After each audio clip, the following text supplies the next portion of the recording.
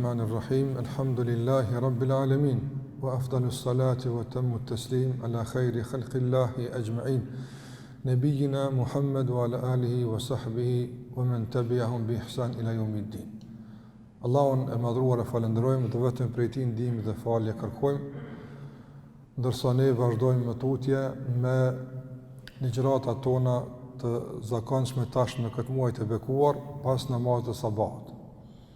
Të nderuar vëllezër, kemi pasur rastin që takimin e fundit të marrim disa mësime apo sikur i kemi quajtur mesazhe dhe porosi që është më rëndësi të kemi parasysh tek thënia Bismillahirrahmanirrahim. Para se të vazhdoj me atë që dua ta trajtoj sot me lejen e Allahut të mënduar, dua ta përsëris atë që kam thënë në fillim, se gjitha këto mësime që po i marrim nuk kanë të bëjnë me komentin e ajeteve, ku shtjellohet fjalë për fjalë, komentohet, analizohet, nga se këtë nuk mund ta bëjmë në këtë kohë të shkurtër. Por po mundohemi që ta japim një kuptim të përgjithshëm dhe gjithashtu mesazhet që mund t'i nxjerrim nga ajo porosi e Kuranit, e që këto mesazhe janë një lloj ndriçuesi dhe udhëzuesi i jon në jetën e kësaj bote. Që duhet të kemi parasysh këto mesazhe sa ne ta lexojmë atë që kemi mësuar. Andaj kur themi a'udhu billahi minash shaitanir rajim, ne me tash duhet që të na sillen ato mesazhe që kemi marrë. Bismillahirrahmanirrahim, edhe të kemi marrë mesazhe të caktuara kështu me radhë. Pasi që kemi filluar me një renditje kështu të fillimit, atëherë nuk mund të kalojmë në ajete të tjera pa vazhduar edhe pak me këtë fillim. E kur bie fjala për fillimin, atëherë fillimi i Kur'anit është një sure e shkurtër që ne e lexojmë në namaz, e lexojmë në raste të ndryshme, e që konsiderohet edhe si baza e Kur'anit, surja El-Fatiha. Kjo sure i ka mahnitur dhe i ka magjepsur dietarët, ata që janë marrë me komentimin e saj, duke u gjunjëzuar para kuptimeve të shumta të saj dhe duke pranuar se nuk kanë mundësi që të vendosin pikën në kuptimin e kësaj sure.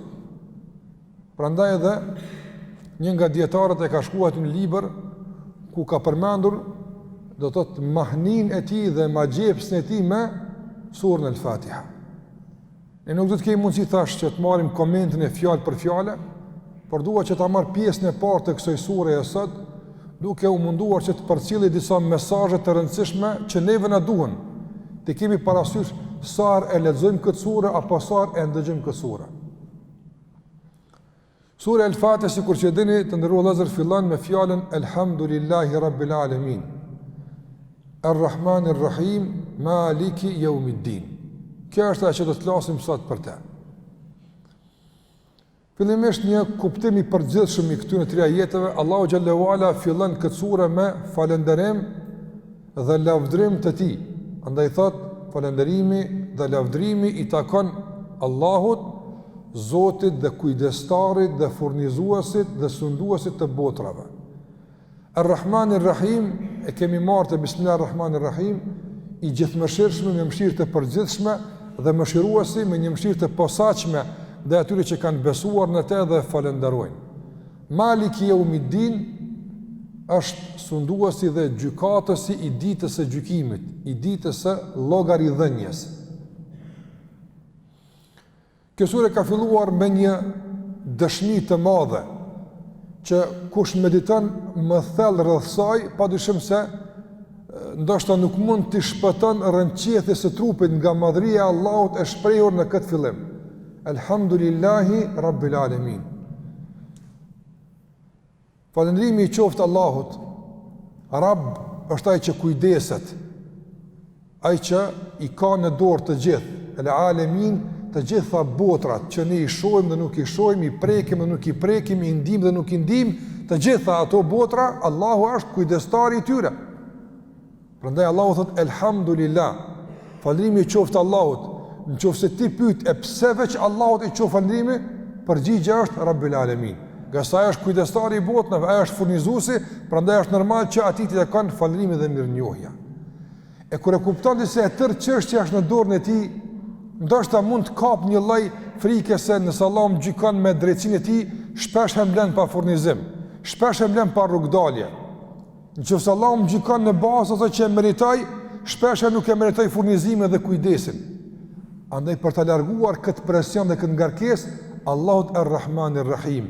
Allahu na qetëson dhe na siguron se kujdesi dhe furnizimi dhe mbrojtja dhe përkrahja nuk janë të bazuara në merita dhe drejtësi, por janë të bazuara në mëshirë të Allahu xhallahu ala, e që është shumë më larg se sa drejtësia e tij dhe merita.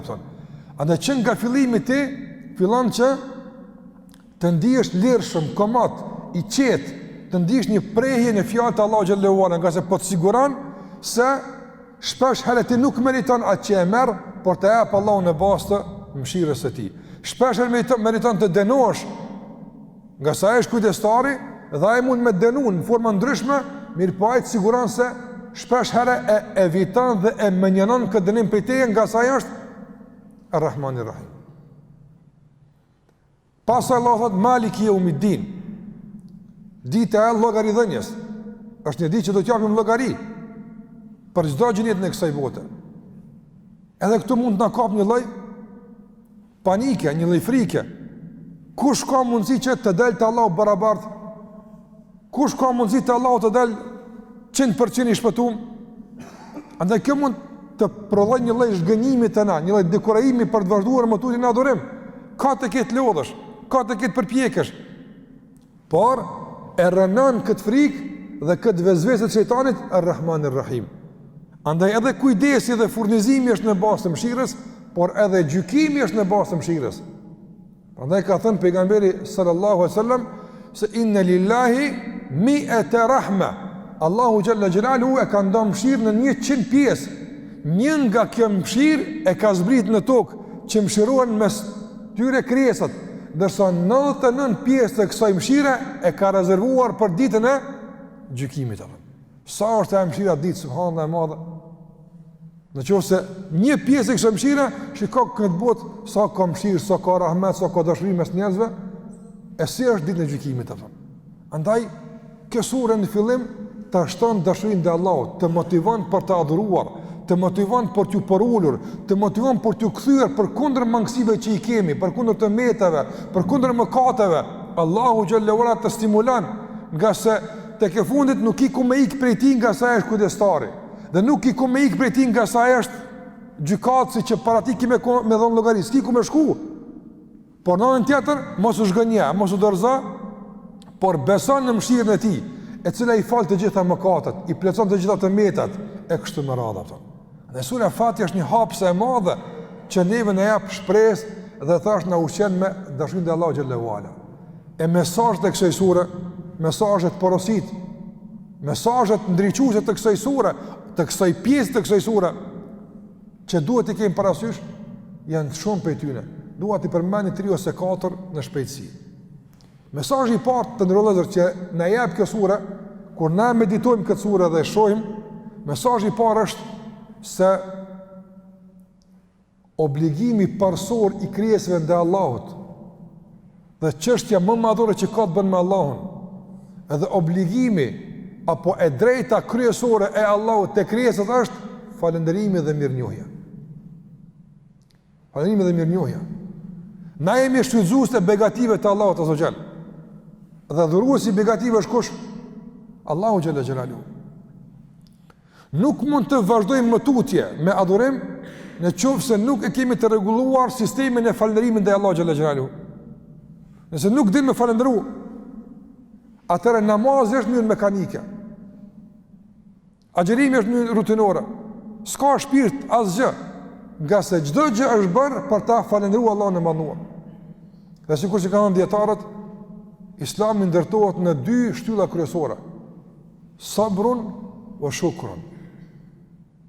Falëndrim ndaj Allahut dhe durim ndaj sprovave. Zoti në kësaj botë njeriu ose i vjen begatit e ndryshme dhe duhet me falëndru, ose i vjen sprovat e duhet me duru. A ka tretën? Nuk ka. Ose je i begatuar, ose je i sprovuar. S'ka tretën. Andaj kur vin begati duhet me falënderu, dhe kur vin sprova duhet me duru. Që kjo është Islami. E pastaj mënyrat e falënderimit dhe mënyrat e durimit fillojnë të detajzohen pas surës Bekare. Po sura Bekare është hyrëse, ta jap një parathënie për Kur'anin, çka ka në ta. Në te ka mënyra të detajzuara dhe forma të ndryshme të falënderimit të Allahut të mënduar. Ai të mëson në mënyrë të ndryshme si me e falëndruar Allahun xhallahu ala. Dhe kjo është begatia më e madhe. Kanë thënë dietarët, po të mos ishte fillimi i fatjes elhamdulillah, do të ishte shumë punë e sikletshme për neve apo. Nga se Allahu e ka falëndëruar vetën e tij në Kur'an, andaj na ka kursyer neve nga gjetja e mënyrave për falënderim, nga se s'kishum ditë kur me gjetë qysh me e falëndruar Allahun te barekutaala. Ai na ka mësuar. Prandaj edhe fillimi i njerëzimit ka qenë me elhamdulillah. Fillimi i Kur'anit është falënderim, por edhe fillimi i njerëzimit ka qenë falënderim. Ka ardhur në hadith në pejgamberit sallallahu alaihi wasallam, në hadithin e vërtet se Ademi alayhi salam posa i ka hap syt, posa i ka shpirti, është ngjall. Fjala e parë që e ka thënë në jetën e kësaj bote ka qenë elhamdulillah. Nga se Allahu ja ka provokuar të shtitjen, ka tesh në fillim, posa i ka hap syt dhe ka thënë elhamdulillah. E Allahu i ka thënë yarhamukallah ya Adem. Allahu të mëshiroft Adem. Dhe ka fillu me elhamdulillah Ademi në raport me Allahun, ndërsa Allahu në raport me Ademin me rahmet afën. Çto janë raportet? Na Allahun e falënderojmë, ndërsa ai neve na mëshiron. Çështo i kemi në raport me Allahun xhallahu ala. Ai na begaton me rahmet, me begati të shumta e ne falënderojmë. Ne jemi të mangët në falënderim se jemi gjunaqar, ai prap na falë na mëshiron. Çështo funksionon raporti mes Allahut dhe mes krijesave. Andaj ka filluar njerëzimi me elhamdulillah dhe ka filluar gjithashtu Kur'ani me elhamdulillah. Prandaj është më rëndësi vëllai nderuar që të mësohesh të jesh falëndërues, të jesh mirënjohës, jo mohues.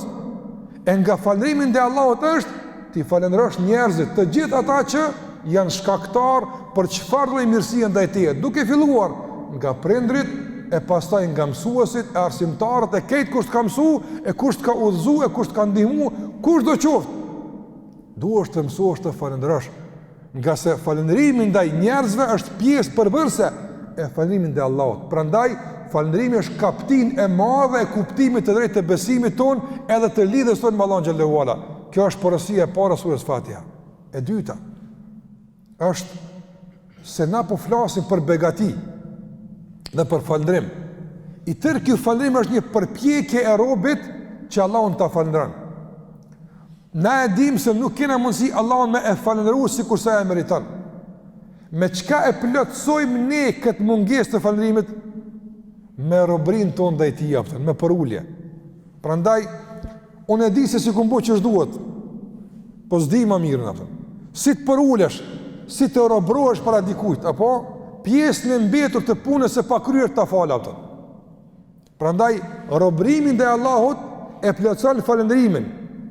Dhe falënderimi i jep kuptim robërimit ndaj Allahut xhallahu ala. E kështu bashkëpunojmë këto mes dyja. Ne na rob të Allahut dhe ne Allahun e falënderojmë. Dhe nuk kemi mundësi sado që ti numërojmë begatit të arrijmë në fund. Wa in ta'uddu ni'matallahi la tuhsuha.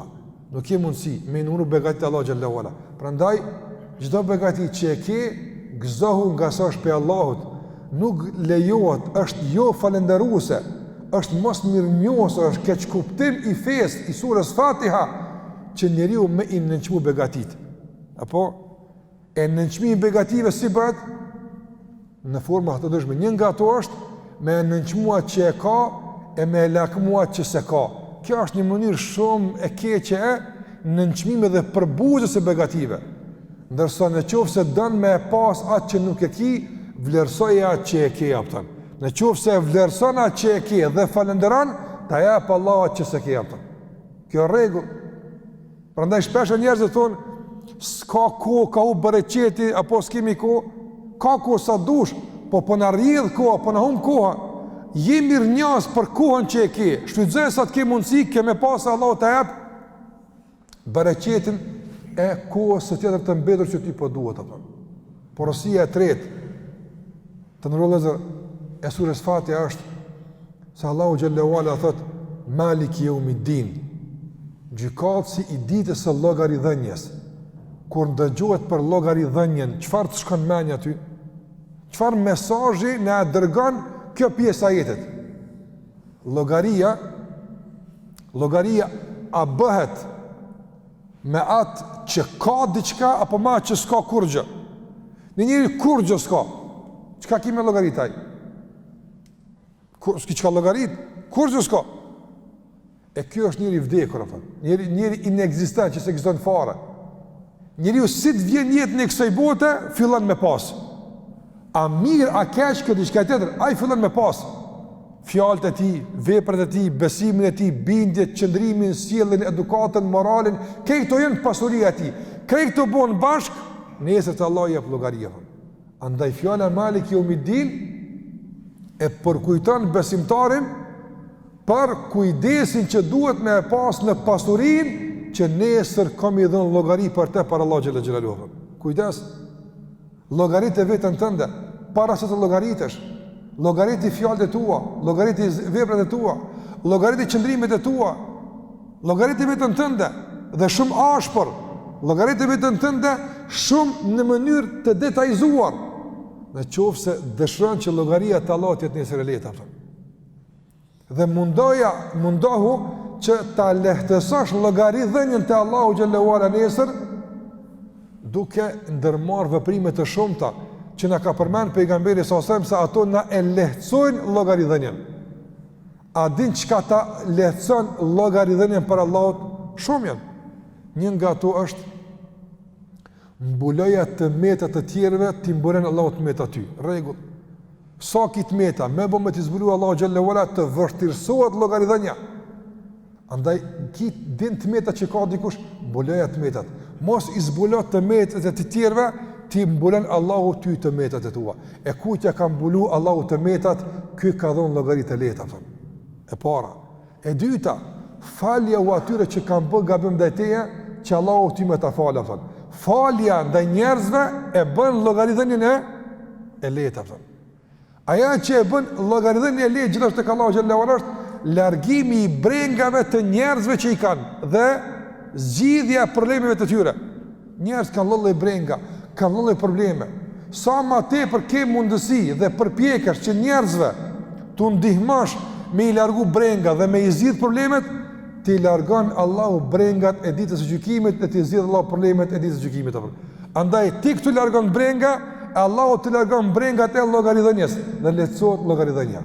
Prandaj ky është mesazh më rëndësi që na e çon drejt për drejt fjala Maliki Yawmiddin.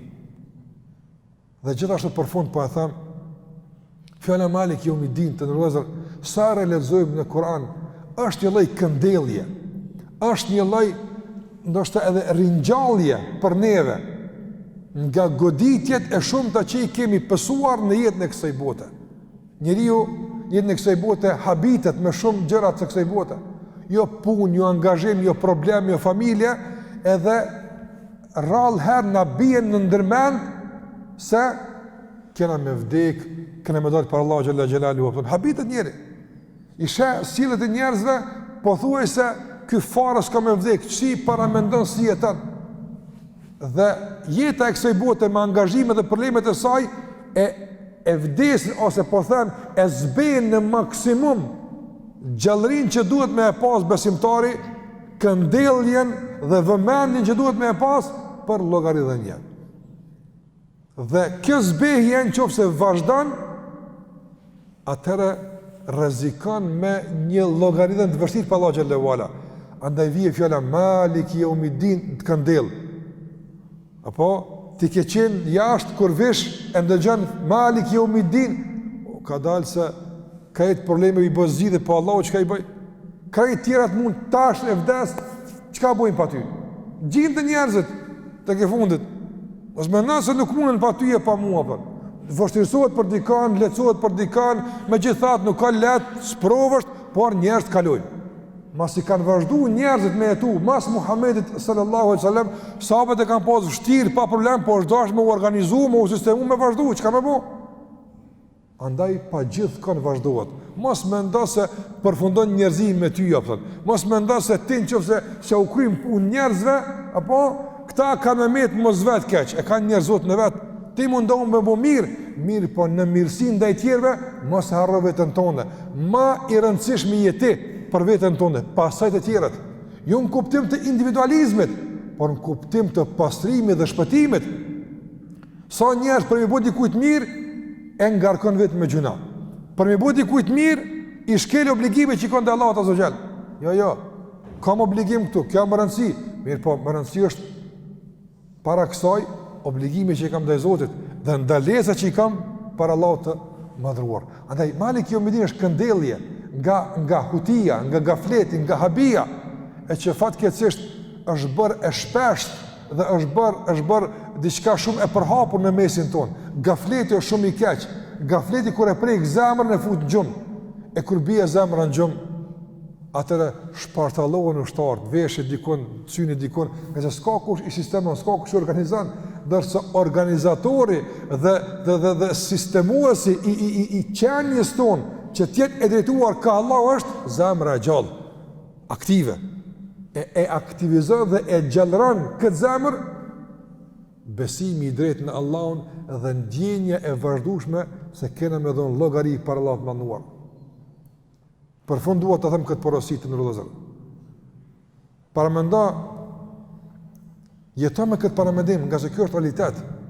Unë nganjëre u them disave që kanë nganjëre disa probleme të lashë ndryshme se duhesh me mendu mirë apo. Normalisht edhe në ndoshta profile të tjera i mësojnë njerëz me mendu mirë apo. Por zakonisht janë mendime imagjinare, inekzistente. Nuk ekziston ajo pallat që ka, mëna që ki këto, mëna që këto, veç disponoj veten. Realisht nuk është ashtu, po mirë po imagjinoj se është ashtu. Të na mendimi i mirë nuk është imagjinar, mos harroni këtë. Është real. Ti kur e mediton xhenetin, bukurinë e tij, shpëlimin e Allahut, ti nuk je tu imagjinu. Ti e duke u përpjek me e prek pak realitetin që është shumë larg nga ajo që ti e ke imagjinuar. Nëse ai realisht ekziston apo. Andaj paramendoj veten tënde për disa çaste se ke dalë për Allahut të mënduar apo. A është e mundshme ndodh? Shumë është e mundshme. A është kjo imagjinat, a është kjo friksim apo është realitet? Është realitet. Mund më ndodh dikujt tash, më vonë, nesër, ndodh kjo. A je pregadit për llogaridhënie për Allahut të mënduar? Subhanallahu, s'm ka rënë mend. E që kjo është ajo që po them gafleti apo. Bien Malik Yawmiddin gjithmonë të godet. Po na angazhou ani del veç dije se për Allahut kimë dalë apo. Andaj Malik Yawmiddin është mesazh i rëndësishëm i gjallërimit të zemrës.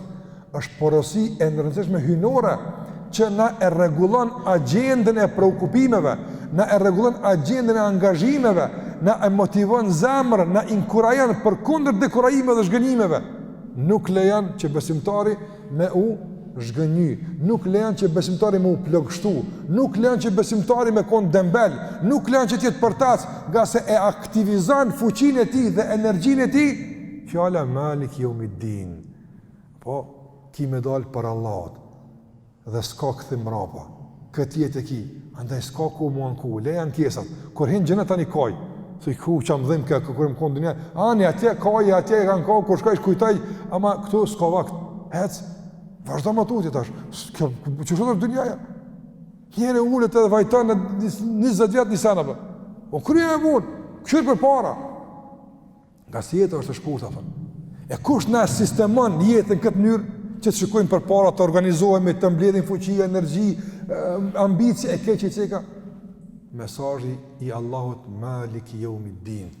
Je duke shku drejt gjykimit, apo. Nuk je duke ikë prej tij. Çdo ditë që po e kalon, apo është një hap më afër dalës për Allahut të mënduar. Andaj çdo hap i afrimit te Allahu duhet të jetë një hap më shumë i pastrimit, një hap më shumë i rregullimit, një hap më shumë i grumbullimit të punëve të mira, nga se nuk ka ikje dhe nuk ka shpëtim nga kjo. Nuk i shpëton askush kësaj dale para Allahut të mënduar.